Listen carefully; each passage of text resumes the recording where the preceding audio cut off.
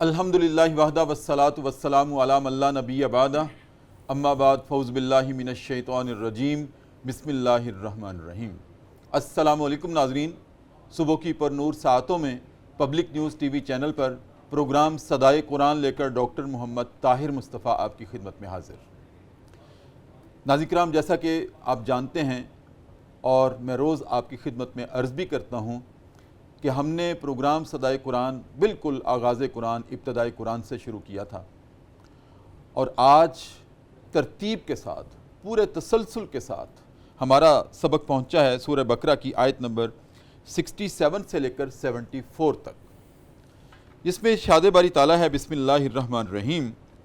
وَإِذْ قَالَ مُوسَىٰ لِقَوْمِهِ إِنَّ اللَّهَ يَأْمُرُكُمْ أَن تَذْبَحُوا بَقَرَةً قَالُوا أَتَتَّخِذُنَا هُزُوًا قَالَ أَعُوذُ بِاللَّهِ أَنْ أَكُونَ مِنَ الْجَاهِلِينَ۔ اور جب موسیٰ نے اپنی قوم سے کہا کہ بے شک اللہ تمہیں ایک گائے ذبح کرنے کا حکم دیتا ہے، انہوں نے کہا اے موسیٰ، کیا آپ ہم سے مذاق کر رہے ہیں؟ فرمایا اللہ کی پناہ اگر میں جاہلوں میں سے ہوں۔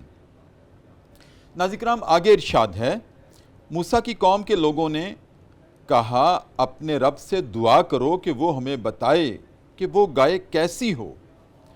فرمایا اللہ کا حکم ہے کہ وہ گائے نہ بوڑھی ہو نہ بہت چھوٹی، بلکہ بس درمیانی عمر کی ہو۔ بس اب تمہیں جو حکم ہوا ہے وہ کر ڈالو۔ بولے اپنے رب سے پوچھ کر بتاؤ کہ اس کا رنگ کیسا ہو۔ موسیٰ نے جواب دیا کہ اللہ کا حکم ہے کہ اس کا رنگ تیز زردی مائل ہو کہ دیکھنے والوں کے لیے فرحت بخش ہو۔ بولے اچھا، اپنے رب سے یہ بھی پوچھ کر بتاؤ کہ اس گائے میں اور کیا کیا صفات ہونی چاہیے کہ ابھی تک ہمارے سامنے بات واضح نہیں ہوئی، اور انشاءاللہ اب کی بار امید ہے کہ ہمیں بات ضرور سمجھ آ جائے گی۔ موسیٰ نے جواب دیا اللہ کا حکم ہے کہ وہ گائے نہ تو ہل چلانے کے کام پر لگی ہو اور نہ ہی کھیتوں کو سیراب کرنے کے لیے کنویں پر جوتی گئی ہو، اور وہ ہر داغ سے بے عیب ہو۔ کہنے لگے اب ہمیں سمجھ آئی۔ پس پھر انہوں نے ذبح کیا، حالانکہ لگتا نہیں تھا کہ وہ ایسا کریں گے۔ اور جب مار ڈالا تھا تم نے ایک شخص کو اور پھر تم ایک دوسرے پر الزام دینے لگے تھے، تو اللہ نے اس حقیقت کو ظاہر کرنا تھا جو تم چھپا رہے تھے۔ پھر ہم نے کہا لگاؤ اس مردے کو اس ذبح شدہ گائے کے گوشت کا ایک ٹکڑا، اس طرح اللہ زندہ کرے گا مردوں کو اور دکھاتا ہے تم کو اپنی قدرت کے نمونے، تاکہ تم عقل سے کام لو۔ پھر تمہارے دل اس کے بعد بہت سخت ہو گئے، پتھر کی طرح سخت ہو گئے، بلکہ اس سے بھی زیادہ سخت ہو گئے، حالانکہ پتھروں میں سے بھی کچھ ایسے پتھر ہوتے ہیں کہ ان میں سے چشمے جاری ہو جاتے ہیں، اور ایسے بھی پتھر ہوتے ہیں جو پھٹ جاتے ہیں اور نکل پڑتا ہے ان میں سے پانی، اور کوئی پتھر اللہ کے خوف سے لڑک بھی پڑتے ہیں، اور اللہ تمہارے اعمال سے بے خبر نہیں ہے۔ ناظرین کرام، یہ سورہ بقرہ کی آیت نمبر 67 سے 74 تک کا مفہوم میں نے آپ کے سامنے رکھا۔ ناظرین کرام، یہ وہ مقام ہے۔ ابتدائے قرآن پر جب ہم نے گفتگو کی تھی تو اس وقت میں نے یہ عرض کیا تھا کہ سورتوں کے جو نام ہیں کلام اللہ کی، وہ سمبولیکلی ہیں۔ ایسا نہیں ہے کہ اس سورہ کا نام جو 2.5 پاروں پر مشتمل ہے، اس کا نام اگر البقرہ ہے تو اس کا مطلب یہ نہیں ہے کہ ساری باتیں اس میں بقرہ یعنی گائے کے بارے میں ہیں، ہرگز ایسا نہیں ہے۔ آج وہ مقام آیا ہے کہ جہاں گائے کا تذکرہ ہوا ہے ذبح کرنے کا۔ ناظرین کرام، اس واقعے سے اللہ رب العزت نے اس سورت کا نام علامتی طور پر اٹھا لیا، جس کا مطلب یہ ہے کہ یہ وہ سورہ ہے جس میں گائے کے واقعے کا تذکرہ ہے، اور یہ وہ آج واقعہ ہے کہ بنی اسرائیل میں ایک شخص قتل ہو گیا تھا، اس کے قاتل کا پتہ نہیں چل رہا تھا، لوگ ایک دوسرے پر الزام دینے لگے تھے، تو اللہ نے اس حقیقت کو واضح کرنے کے لیے کہا کہ گائے ذبح کرو، اور اس ذبح شدہ گائے کا ایک ٹکڑا اس مردے کو لگاؤ، یہ بول اٹھے گا، زندہ ہو جائے گا اور بتا دے گا مجھے کس نے قتل کیا ہے۔ اس میں ناظرین کرام یہ بھی سوال پیدا ہوتا ہے کہ اللہ تو ویسے بھی قدرت رکھتا ہے، ان اللہ علی کل شیء قدیر، وہ تو ہر بات پر قدرت رکھتا ہے، تو ویسے ہی زندہ کر دیتا، اس میں کیا حکمت تھی؟ اور اس سارے پس منظر میں اور سارے منظرنامے میں ہمارے لیے صدائے قرآن کیا ہے، یہ ہم نے آج تلاش کرنا ہے۔ ناظرین کرام، آج کے پروگرام میں ایک مرتبہ پھر میری درخواست پر ماشاءاللہ میں سمجھتا ہوں کہ یہ پوری دنیا کے لیے افتخار ہے، صرف وطن عزیز کے لیے ہی نہیں۔ ہمارے پاس ڈاکٹر غلام رسول زاہد جو کہ additional I G police Punjab ہیں، ماشاءاللہ قرآن میں پی ایچ ڈی ہیں ناظرین کرام، اور میں سمجھتا ہوں کہ یہ ہمارے پاکستان کا افتخار ہے، پاکستان کا فخر ہے۔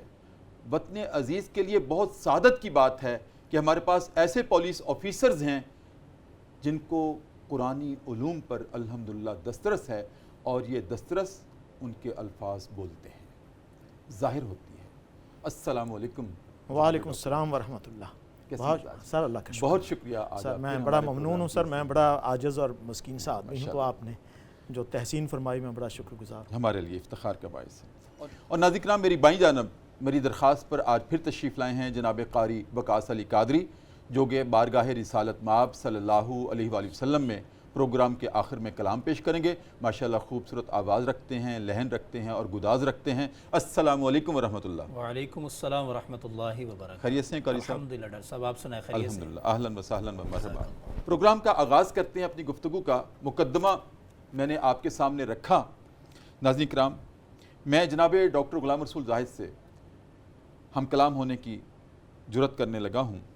ڈاکٹر صاحب، جیسے کہ مقدمہ آج پروگرام کا یہاں سے اللہ رب العزت نے سمبولیکلی اٹھایا اس کا نام اس سورہ کا اور بقرہ رکھا، اور سوال یہ ہے ہمارے ناظرین کی رہنمائی کے لیے، بنی اسرائیل کو جو اللہ رب العزت نے موسیٰ علیہ السلام کے ذریعے سے گائے ذبح کرنے کا جو حکم دیا تھا، اصل اس میں حکمت کیا تھی، حقیقت کیا تھی، اور اس میں ہمارے لیے اس میں صدائے قرآن کیا ہے؟ بہت شکریہ سر۔ سر، یہ ایک بڑے اہم واقعے کی طرف اللہ تعالیٰ نے توجہ دلائی ہے بنی اسرائیل کی، اور اس کے ذریعے ہم تک ایک بڑا اہم پیغام پہنچایا ہے۔ قصہ یہ ہے کہ یہ آیت جو آپ نے پہلی آیت تلاوت کی ہے، وہ تو یہاں سے شروع ہوتی ہے کہ جب موسیٰ علیہ السلام نے قوم سے کہا کہ تم گائے ذبح کرو، جی، لیکن یہ قرآن کا ایک خاص اسلوب ہے کہ اس کا آگے جا کے جب آپ نے پڑھا کہ جب تم نے ایک انسان کو قتل کر دیا تھا اور تم آپس میں ایک دوسرے پر الزام دھر رہے تھے، وَإِذْ قَتَلْتُمْ نَفْسًا فَادَّارَأْتُمْ فِيهَا، اصل میں یہ کہانی یہاں سے شروع ہوتی ہے، صحیح، اور پھر اس کا تسلسل یہاں سے جڑتا ہے۔ اس کے پیچھے بیک گراؤنڈ جو مفسرین نے بیان کیا ہے یا جو ہمیں روایات سے معلوم ہوتا ہے، حضرت موسیٰ علیہ السلام کے زمانے کا یہ واقعہ ہے۔ عامیل نام کا ایک شخص تھا، اس کی ایک جوان بیٹی تھی اور ایک بھتیجا بھی تھا۔ اچھا، تو ظاہر نظر آتا تھا، اس کا پلان بھی یہی تھا اس اللہ کے نیک آدمی کا، کہ وہ اس بیٹی کے ساتھ اپنے بھتیجے کی شادی کر دے گا اور وہی اس کا وارث ہوگا، لیکن وہ صبر نہیں کر سکا۔ اس نے اپنے چچا عامیل کو قتل کر دیا۔ قتل کرنے کے بعد اس نے اس کی جو ڈیڈ باڈی تھی، اس کی جو میت تھی، وہ کہیں جا کے کچھ گھر تھے ان کے آگے رکھ دی۔ صحیح۔ اب لڑائی جھگڑے شروع ہو گئے کہ اس کو کس نے قتل کیا ہے۔ بیک گراؤنڈ اس کے پیچھے ہو جاتا وہ مال و دولت کا لالچ تھا، جس کے لیے ویسے ہی بنی اسرائیل بدنام ہے۔ اب یہاں پہ اللہ تعالیٰ جب وہ موسیٰ علیہ السلام کے پاس قوم پہنچی کہ اس طرح یہ ہمارا آدمی قتل ہو گیا ہے اور کوئی اس کے اوپر ذمہ داری قبول کرنے کو تیار نہیں ہے، نہ کسی کی تحقیق اور تفتیش ہو پا رہی ہے، تو اس کا حل کیا ہے؟ تو پھر اللہ تعالیٰ کی طرف سے حکم آیا کہ تم گائے ذبح کرو۔ گائے ذبح کرنے کا مقصود جو تھا وہ قاتل کی تلاش تھی، جی، جس کا آگے جا کے فَادَّارَأْتُمْ فِيهَا اس کے آگے ذکر آتا ہے۔ اب اس میں مصلحت جو تھی وہ یہ تھی کہ انہوں نے، جیسے آپ نے بچڑے کے بارے میں پہلے اس کا ذکر آ چکا ہے، جی، گائے کا ان کے ہاں ایک تقدس تھا، صحیح، جس طرح ہندوؤں کے ہاں ہے۔ تو جب ان کو یہ کہا گیا کہ گائے کو ذبح کرو تو اس میں بھی ان کے لیے ایک امتحان تھا، صحیح، جیسے یوم سبت میں بھی ایک سبق تھا، یہ بھی تھا کہ تم گائے کو ذبح کرو جس طرح تم اپنا معبود سمجھتے ہو، اسے ذبح کرو، اور اس کے بعد پھر آگے اس کا کوئی ٹکڑا تم لگاؤ گے تو اس کے ساتھ پھر آگے قاتل کی نشاندہی ہو جائے گی۔ اب بعض یہ کہتے ہیں، یہ ایک مفسر کی یہ بھی رائے ہے کہ یہ ایک طریقہ کار جو کتاب استثناء ہے اس میں سے یہ پتہ چلتا ہے کہ یہ ان کے ہاں ایک طریقہ تھا کہ قربانی دیتے تھے، اور قربانی دینے کے بعد اس کے اوپر قسمیں کھاتے تھے جن جن کے اوپر بھی شک ہوتا تھا، اس لیے وہ اسے اس طرف بھی بعض کی آ رہا ہے، اس کو بھی ملحوظ خاطر رکھنا چاہیے کہ جی گائے ذبح کرنے کا اصل مقصد یہ تھا کہ جن کے اوپر شک ہے وہ وہاں آ کے قسم کھائیں اور جو قسم کھاتا جائے وہ بری ذمہ ہوتا جائے. صحیح. لیکن جو جمہور کی رائے ہے وہ یہی ہے کہ یہ اللہ تعالیٰ کا ایک معجزہ تھا. جب اس گائے کو ذبح کر لیا گیا، پہلے تو یہ تھا کہ گائے کا حکم دیا گیا کہ اس گائے کو ذبح کرو. چاہیے تو یہ تھا کہ وہ فوراً نبی اللہ جو تھے، پیغمبر خدا تھے، ان کا حکم مانتے اور گائے کو ذبح کر دیتے. کسی بھی گائے کو پکڑ کے ذبح کر دیتے، حکم کی تعمیل ہو جاتی. یہاں بھی ہیلے تراشی. اب انہوں نے یہ کہا کہ پہلا سوال انہوں نے جو یہ کیا، اتتخذنا ہزوا، آپ ہم سے مذاق کرتے ہیں. دیکھیں پیغمبر کے ساتھ یہ بات کرنا بذات خود ایک توہین رسالت. تو آپ نے اس کے جواب میں یہ نہیں کہا کہ میں مذاق نہیں کر رہا، تو آپ نے یہ کہا کہ کیا تم مجھے جاہلوں میں سے سمجھتے ہو؟ گویا کہ یہ پیغمبر کی شان سے اتنا بعید ہے کہ ٹھٹھا کرے اپنی قوم کے ساتھ. سبحان اللہ. کیا کہتا مجھے جاہلوں میں سے سمجھتے ہو. پھر انہوں نے کہا کہ جی پھر آپ یہ ہے کہ اس کی ہمیں نشانیاں بتائیں. پہلا سوال کیا، نشانی بتا دی گئی، نہ بہت بوڑھی ہو نہ بہت چھوٹی عمر کی ہو، درمیانی کی عمر کی وہ ہو. انہوں نے کہا جی اب ہمیں اس کا رنگ بتائیں. دوسرا سوال آ گیا.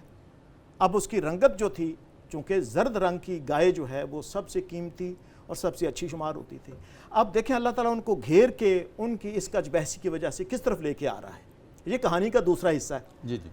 اب جو نشانیاں وہ پوچھتے جا رہے تھے وہ جس گائے پہ فٹ ہوتی ہیں، اس گائے کی ایک اپنی کہانی. اچھا جب بتا دیا کہ اس کا رنگ اس طرح کا ہو جو آنکھوں کو بھلا لگتا ہو، چمکتا ہوا زرد رنگ، انہوں نے کہا جی ہمیں ابھی بھی کلیئر نہیں ہوا، کچھ مزید ہمیں اس کا بتائیں. تو ساتھ ہی انہوں نے لفظ ادا کیے کہ ہم انشاءاللہ اس پہ کر دیں گے، عمل پیرا ہو جائیں گے. وَإِنَّا إِنشَاءَ اللَّهُ لَمُهْتَدُونَ.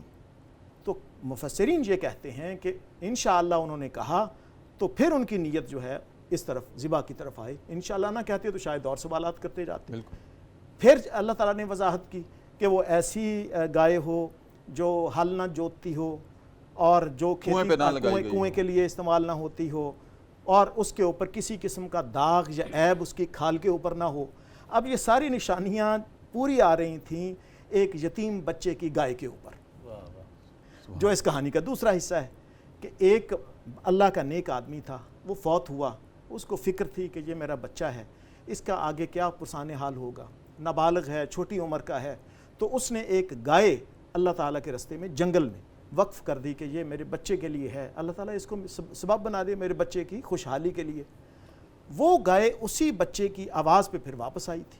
والدہ کی وہ بڑی خدمت کرتا تھا، والدہ کی اتنی خدمت کرتا تھا، کہتے ہیں کہ اس نے رات کے 3 حصے بنائے ہوئے تھے. ایک حصے میں عبادت کرتا تھا، ایک حصے میں سوتا تھا، ایک حصے میں والدہ کی مٹھی چاپی کرتا تھا. سبحان اللہ. اچھا والد کا بھی فرمانبردار، والدہ کا بھی فرمانبردار. اب گائے اس کے پاس ہے، وہ نشانیاں اس کے اوپر پوری اتری. اب وہ پہنچے اس کے پاس کہ یہ گائے ہمیں دو، ہمیں حکم مل گیا ہے. اب وہ قیمت لگاتے جا رہے ہیں. وہ کہہ رہا ہے کہ میں اس قیمت پہ نہیں دوں گا. قیمت بڑھتے بڑھتے یہاں تک پہنچ گئی کہ گائے کے وزن کے برابر سونا جو تھا وہ اس کی قیمت مقرر ہو. اچھا. یہ بھی اللہ کی طرف سے ایک آزمائش تھی، اور اللہ تعالیٰ نے اس کو ماں باپ کی اطاعت کے اوپر نوازنا تھا. سبب یہ تھا اس نے ماں باپ کی فرمانبرداری کی. اللہ نے اس کی خود کفالت کیسے کی، اس کی کفالت کر، جیسے یہ ہمارے لیے صدائے قرآن ہے. جیسے خضر علیہ السلام کے واقعے میں ہم پڑھتے ہیں کہ جس بستی والے موسیٰ علیہ السلام اور خضر علیہ السلام کی ضیافت نہیں کرتے، ان کا خیال نہیں رکھتے، وہ نکلتے ہیں تو ایک دیوار گرنے کے قریب ہوتی ہے. آپ اس دیوار کو استوار کرتے ہیں، بلند کرتے ہیں، تو آخر میں اس کا جواب یہ ملتا ہے موسیٰ علیہ السلام کو کہ اس کے نیچے ایک خزانہ دفن تھا. یہ یتیم بچوں کا تھا. ایک صالح آدمی فوت ہوا تھا، اس کے بچوں کا تھا. تو اگر وہ دیوار گر جاتی وہ خزانہ ظاہر ہو جاتا. تو اللہ تعالیٰ نے اس متقی آدمی کے خزانے کی اس طرح سے حفاظت کی. اللہ تعالیٰ کے اپنے راز ہیں. تو اس طرح سے وہ گائے جس بچے سے ملی اس کو اللہ نے اس کی ماں باپ کی اطاعت کے اوپر نواز دیا، اور وہ گائے لے کے اس کو. اور آخر میں دیکھیں بنی اسرائیل کے کرتوتوں پہ آخر میں اللہ تعالیٰ کا تبصرہ دیکھیں، اور اس میں کتنی ہمارے لیے سبق ہے. وما کادو یفعلون، اور وہ ہرگز کرنے والے نہیں تھے، موڈ نہیں تھا ان کا.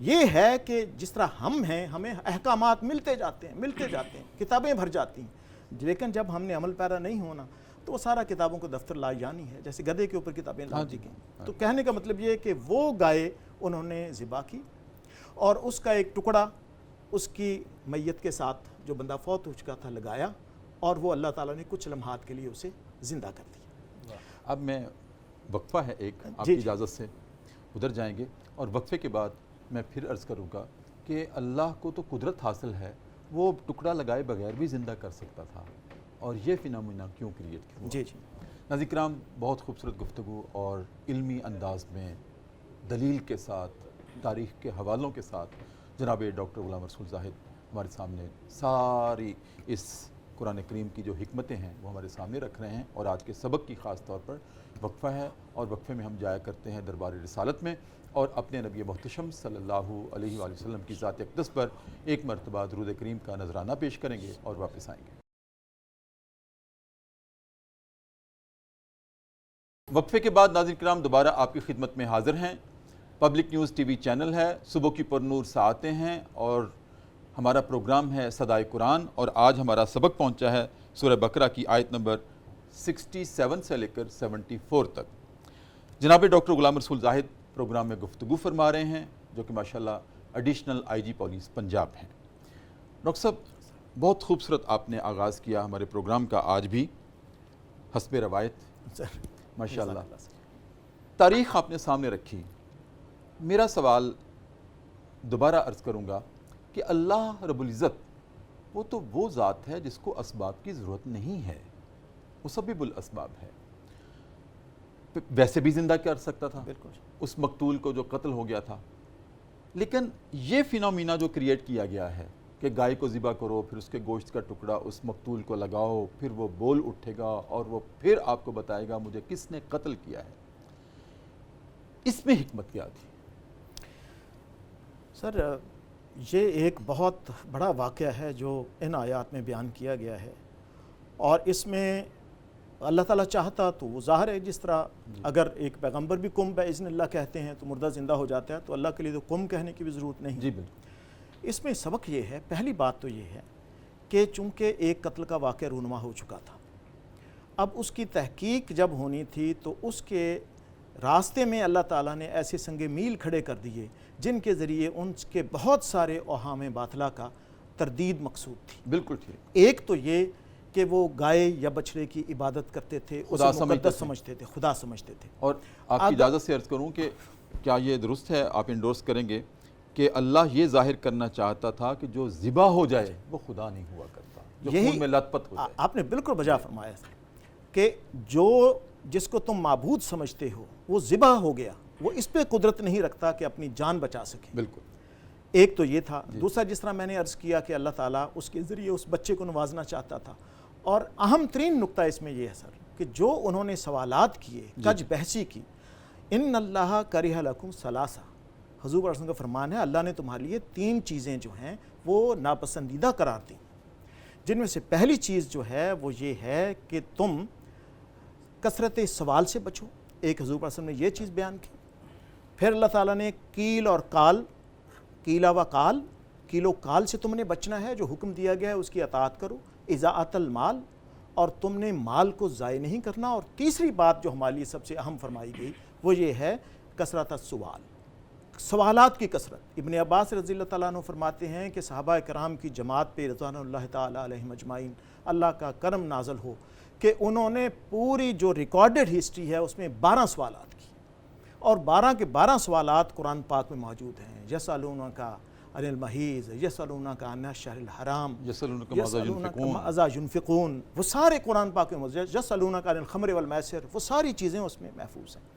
اور براء بن عازب کہتے ہیں کہ ہم پورا سال یہ سوچتے رہتے تھے کہ حضور پاک صلی اللہ علیہ وسلم سے یہ سوال کریں، آپ کے روب کی وجہ سے ہمیں جرت نہیں ہوتی تھی، اور ہم کہتے تھے کہ وہ دیہاتی بدو آئے اور آپ سے پوچھ لیں۔ اللہ اکبر، اتنے احتیاط کرتے یہ سوچا کر کوئی پوچھ لے۔ سوالات کی کثرت جو ہے اس نے ان کو برباد کیا، کیونکہ سوالات کی کثرت آپ کی بدنیتی کو ظاہر کرتی ہے۔ تو اللہ تعالیٰ نے اس واقعے کے ذریعے یہود کی اس ذہنیت کو ایکسپوز کیا، ایکسپوز کر کے ہمارے لیے جو آپ کہہ رہے ہیں صدائے قرآن، اس میں یہ ہے کہ آپ کا رجحان تعمیل کی طرف ہونا چاہیے، ہیلا جوئی، سوالات، یہ۔ اور حضور صلی اللہ علیہ وسلم فرماتے ہیں کہ اگر وہ سوالات نہ کرتے، فوراً کوئی سی گائے لے کے ذبح کر دیتے تو مقصود حاصل ہو جاتا۔ بالکل ٹھیک ہے۔ تو یہ بھی کر دیا۔ پھر اس کے بعد جو اللہ تعالیٰ نے اس کو نوازا ہے اطاعت والدین کے اوپر، وہ بھی اس میں قصہ موجود تھا۔ پھر دیکھیں سر یہ کہ جب وہ اس کے ساتھ وہ ٹکڑا لگایا ایک مری ہوئی یا ذبح شدہ گائے کا، تو معبود اگر اتنی قدرت رکھتا ہو تو وہ خود ان کو آگاہ کر دیتا، وہ خود ذبح بھی ہو گئی، اور ایک بے جان مردہ اس کا خون میں لت پت پڑی، خون کا ٹکڑا ہے وہ ساتھ لگایا جا رہا ہے، تو وہ زندہ ہو جاتا ہے آدمی عامل جو ہے، اور زندہ ہو کے وہ یہ کہتا ہے کہ جی مجھے فلاں میرے بھتیجے نے قتل کیا ہے، اور اس کی رگوں میں سے خون بہ رہا ہے، اور وہ فوت ہو جاتا ہے۔ تو اس ساری چیزوں میں نشانیاں یہ بھی تھیں کہ اللہ تعالیٰ بعث بعد الموت، مرنے کے بعد اللہ تعالیٰ زندہ کرنے پہ قدرت رکھتا ہے، یہ پیغام بھی دینا تھا۔ تو یہ متعدد اسباق ہیں جو اس واقعے میں سے اللہ تعالیٰ ہمیں دے رہا ہے۔ سبحان اللہ، سبحان اللہ۔ ناظرین کرام، بالکل صحیح ڈاکٹر صاحب نے ارشاد فرمایا، اور مختلف ڈائمنشنز کے ساتھ حکمتیں ہمارے سامنے رکھی کہ کثرت سوالات یہ بھی بربادی کا باعث ہوتا ہے، یہ بھی بعض اوقات نقصان کا باعث ہوتا ہے۔ نبی کریم صلی اللہ علیہ وسلم سے بھی ایک صحابی نے عرض کیا، یا رسول اللہ تہجد ہمارے لیے بھی فرض ہے؟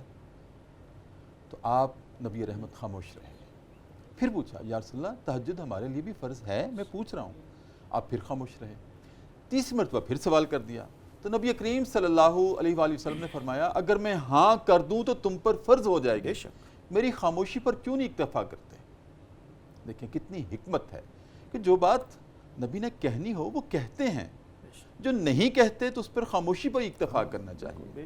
تو کثرت سوال، اس میں ایک حکمت یہ بھی ہے، جو انہوں نے اتنے سوال کیے، گائے کا رنگ کیسا ہو، بوڑھی ہو، جوان ہو، اور اس میں کیا کیا صفات ہوں، یہ حجتیں تھیں، تو یہ ہیلے تھے، اور ہیلوں پر ہم کل کے پروگرام میں بات کر چکے ہیں کہ یہ اللہ کو پسند نہیں ہے، بس اطاعت پسند ہے۔ بے شک ڈاکٹر صاحب آگے آج کے سبق میں ہے کہ ثم قست قلوبکم، پھر تمہارے دل سخت ہو گئے، اس سے کیا مراد ہے؟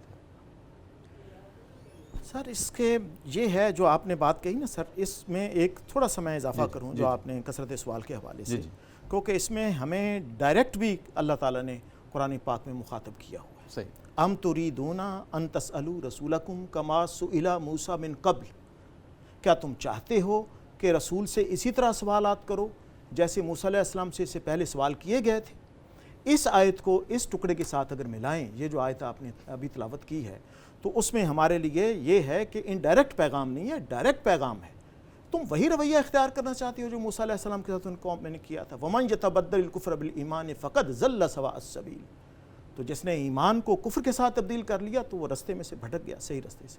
تو یہ تو ایک میں تھوڑا سا اس پہ جسارت کی میں نے اضافہ کرنے کی۔ اب ہوا یہ کہ جب اس فوت شدہ آدمی نے اٹھ کے گواہی دے دی کہ مجھے میرے بھتیجے نے قتل کیا ہے، تو پھر کج بحثیوں میں پڑ گئے۔ اچھا، اب وہ یہود یہ ٹھیک نہیں ہے، یہ جھوٹ بول گیا ہے، یہ زندہ ہو کے بھی جھوٹ بول گیا ہے، انہوں نے اس طرح کی باتیں شروع کر دی۔ اچھا، پھر بھی انہوں نے تسلیم نہیں کیا اس چیز کو۔ اب یہ دیکھیں کہ جو ڈائرنگ ڈیکلیریشن ہے نا، آپ فوت ہوتے ہوئے کوئی آدمی بیان دیتا ہے، یہ اس ذیل میں جائے گا، تو اس کی تو انگلش لاء میں بھی یہ پروویژن ہے کہ ڈائنگ ڈیکلیریشن کی اہمیت بہت زیادہ ہوتی ہے۔ ایون وہ خواہ پولیس افسر موجود نہیں ہے، ڈاکٹر کے سامنے بھی کوئی بندہ کہہ دیتا ہے، مرتے ہوئے کوئی بیان دے دیتا ہے، تو اس کی اہمیت ہے۔ انہوں نے اس کو بھی تسلیم نہیں کیا۔ اس پہ پھر اللہ تعالیٰ نے یہ تبصرہ فرمایا ہے کہ تمہارے دل اس طرح سے ثم قست قلوبکم کالحجارۃ او اشد قسوہ، سما کا لفظ پتھروں سے بھی زیادہ۔ اب سما کا لفظ بڑا جیسے قرآن کا اسلوب ہے، اور اس میں اتنی ماشاءاللہ طاقت ہے اس کے اسلوب میں، سما کا لفظ میں ہزاروں معنی پوشیدہ ہے کہ یہ سارا کچھ اپنی آنکھوں سے دیکھ لینے کے بعد اتنی حجت بازی سب کچھ کر کے پھر تم نہیں مان رہے، تو اس کا مطلب یہ ہے کہ تمہارے دل پتھروں کی طرح سخت ہو گئے ہیں، او اشد قسوہ، بلکہ ان سے بھی زیادہ۔ اب یہ بجائے اگر اللہ تعالیٰ کہتا ہے کہ پتھروں سخت ترین پتھر کی طرح سخت ہو گئے ہیں، تو اس سے بھی یہ مفہوم نہیں پہنچنا تھا۔ جس طرح کہا کہ پتھروں کی طرح سخت، ایسے ہے کہ اولئک کالانعام بل ہم اضل، وہ جانوروں کی طرح ہے بلکہ ان سے بھی زیادہ۔ یا جس طرح ذکر آتا ہے کہ اللہ تعالیٰ کے ذکر کرو، او اشد ذکرہ، جب وہاں آتا ہے کہ اپنے جس طرح تم عرفات سے واپس آتے ہو تو اپنے آباء و اجداد کا ذکر کرتے ہو، تو اس طرح اللہ کا بھی ذکر کرو، بلکہ اس سے بھی بڑھ کے، یہ قرآن کا ایک اسلوب ہے۔ صحیح۔ اب پتھروں کے ساتھ جو تشبیہ دی گئی ہے دلوں کو، اس میں بڑی معنویت ہے کہ پتھر ایسے تمہارے، بلکہ او اشد قسوہ کہہ کے اللہ تعالیٰ نے پھر 3 مثالیں دی کہ پتھروں میں بھی ایسے پتھر ہوتے ہیں جن میں سے نہریں جاری ہو جاتی ہیں، آبشاریں۔ بالکل۔ اب وہ کہتے ہیں کہ یتفجر منہ الانہار، وہ کہتے ہیں یہاں نہر سے مراد چشمے ہیں۔ اب یہ دیکھیں توجہ کس طرف دلائی جا رہی ہے، یہی یہود اپنی آنکھوں سے 12 چشمے پتھر میں سے عصائے کلیمی کی چوٹ سے نکلتے ہوئے دیکھ چکے تھے صحیح کہ تم دیکھ چکے ہو کہ ایسے پتھر بھی ہیں جن میں سے چشمے جاری ہو جاتے ہیں اور ایسے بھی ہیں جن میں سے پانی بہ نکلتا ہے اور ایسے بھی ہیں جو لڑک پڑتے ہیں اللہ تعالیٰ کے خوف سے جی یعنی کہ تم اتنے گئے گزرے ہو کہ نباتات، جمادات، حیوانات یہ انسان سے تیسرے ڈگری میں نیچے چیزیں جاتی ہیں، مطلب انسان کے بعد حیوانات ہیں، حیوانات کے بعد نباتات ہیں، پھر جمادات ہیں، اور جمادات سے بھی تم گئے گزرے ہو کہ تمہارے دل میں کسی قسم کی یہ سارا کچھ دیکھنے کے باوجود بھی اللہ تعالیٰ کی خشیت اور تقوی پیدا نہیں ہو رہا۔ اب آپ دیکھیے کہ جو پتھروں کی میں زندگی کے آثار ہیں وہ اللہ تعالیٰ قرآن پاک میں کئی جگہ بیان کرتا ہے۔ اچھا لو انزلنا هذا القرآن على جبل لرأيته خاشعا متصدعا من خشیۃ اللہ، جی جی اگر اس قرآن پاک کو ہم پہاڑوں پہ بھی نازل کرتے تو وہاں لفظ کیا استعمال ہوا ہے سر؟ خشیت۔ جی جی تم دیکھتے کہ وہ اللہ تعالیٰ کی ڈر سے پھٹے پڑتے۔ خشیت کا لفظ جمادات کے لیے استعمال نہیں ہوتا۔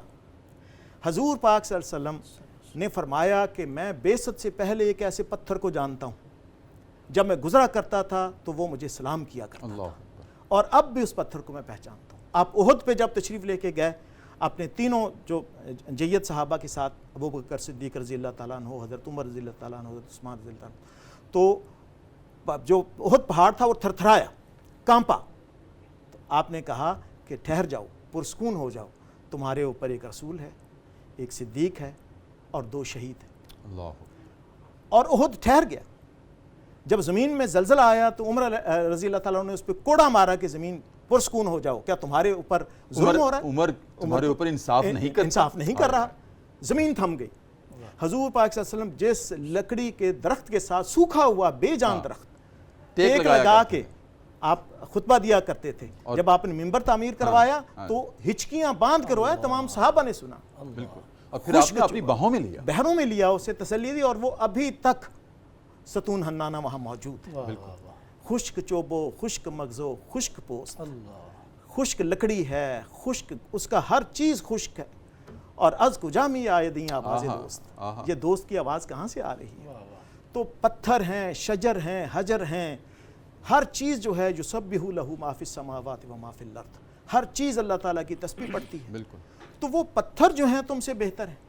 حجر اسود قیامت کے دن جو اس کو چومتا ہے اس کے حق میں گواہی دے گا، سبحان اللہ، وہ بھی پتھر ہے۔ مقام ابراہیم، وہ بھی پتھر ہے، واتخذوا من مقام ابراہیم ابراہیم علیہ السلام کے پاؤں گڑے ہوئے ہیں، پاؤں گڑے، وہ بھی پتھر ہے۔ سبحان اللہ۔ تو پتھر تم سے پھر بہتر ہیں، جن کے اندر سے چشمے جاری ہوتے ہیں، جن سے نیکیاں اور سعادتیں جو بیت اللہ کی دیواریں جب بلند ہو رہی تھیں، اسی پتھر پر چڑھ کے تو آپ نے دیواروں کو بلند کیا، جو جنت کے پتھروں میں سے ہے۔ جی جی، تو یہ اصل میں ساری تشبیہات جو دی گئی ہیں، یہ تشبیہ برائے تشبیہ نہیں ہے، یہ وہ اپنی آنکھوں سے یہ سارے منظر دیکھ چکے تھے کہ کس طرح پتھروں میں سے پانی جاری ہوا ہے۔ 12 چشمے، کیونکہ وہ اتنے کم بخت تھے کہ اگر ایک چشمہ نکلتا تو اس پہ بھی لڑتے، تو چونکہ 12 قبیلے تھے تو اللہ تعالیٰ نے پتھروں میں سے 12 چشمے جاری کیے کہ ہر قبیلے کا ایک ایک چشمہ۔ تو تم اپنی آنکھوں سے دیکھ چکے ہو کہ پتھروں میں سے بھی چشمے جاری ہو جاتے ہیں۔ اس کے باوجود اتنی اللہ کی نشانیاں دیکھنے کے بعد تم پھر کہتے ہو کہ یہ جو بندہ زندہ ہوا ہے یہ جھوٹ بول رہا ہے، تو اس موقع پہ پھر یہ اللہ تعالیٰ نے تبصرہ کیا۔ بہت خوبصورت۔ ڈاکٹر صاحب آپ کی اجازت سے وقفہ ہے؟ جی ناظرین کرام، وقفہ ہے پروگرام صدائے قرآن میں، ایک مرتبہ پھر اور دوبارہ چلتے ہیں دربار رسالت میں، اور اپنے نبی کریم صلی اللہ علیہ وآلہ وسلم کی ذات اقدس پر ایک مرتبہ پھر درود کریم کا نذرانہ پیش کرتے ہیں اور واپس آتے ہیں۔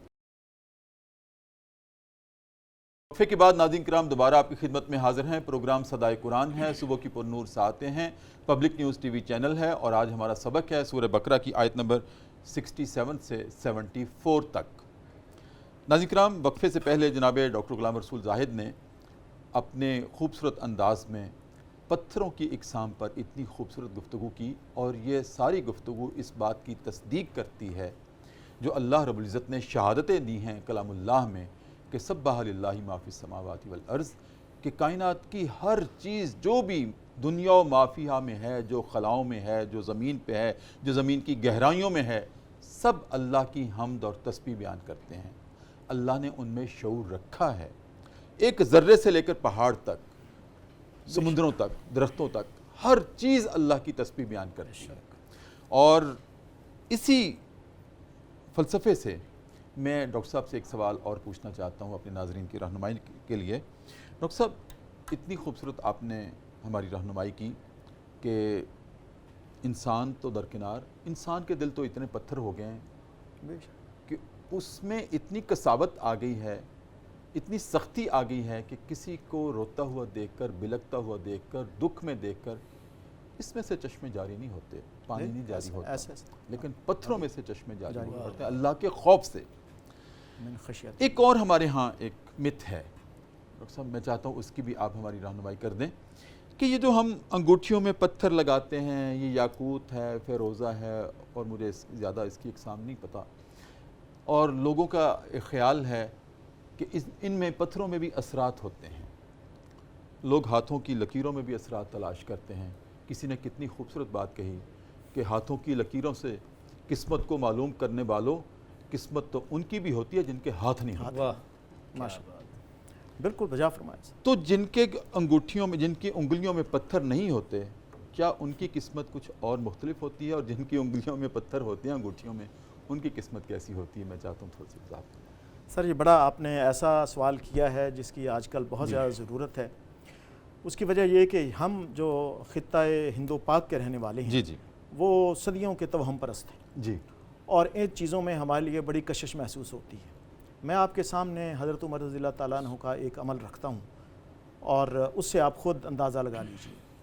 حجر اسود آسمان سے اتارا گیا پتھر ہے، بالکل۔ کوئی عقیق، کوئی یاقوت، کوئی زمرد، کوئی لاجورد، کوئی پتھر، فیروزہ، کوئی چیز بھی، سب اس پہ اتفاق کریں گے کہ حجر اسود سے قیمتی نہیں ہے۔ سبحان۔ حضرت عمر رضی اللہ تعالیٰ عنہ نے جب بوسہ دیا تو یہ مخاطب کیا تو اس کو خطاب کر کے کہا کہ میں جانتا ہوں کہ نہ تم کوئی نفع دے سکتے ہو، نہ کوئی نقصان دے سکتے ہو، میں صرف اس لیے تمہیں بوسہ دیتا ہوں کہ میں نے حضور صلی اللہ علیہ وسلم کو دیکھا کہ وہ اس کو بوسہ دے رہے ہیں۔ بس نبی کریم کے لب لگے ہیں تم پر، میں اس لیے لب لگاتا ہوں۔ اب جس پہ تمام صحابہ کے، انبیاء کے، حضور صلی اللہ علیہ وسلم سے پہلے بھی حج ہوا تو اس کو کتنے پیغمبروں نے چوما ہے۔ جی جی، وہ پتھر بھی اگر کوئی فائدہ اور نقصان نہیں دے سکتا تو یاقوت، لاجورد یہ کیا فائدہ دے گی؟ واہ واہ، کیا بات ہے، بہت ہی خوبصورت آپ نے ہماری رہنمائی کر دی۔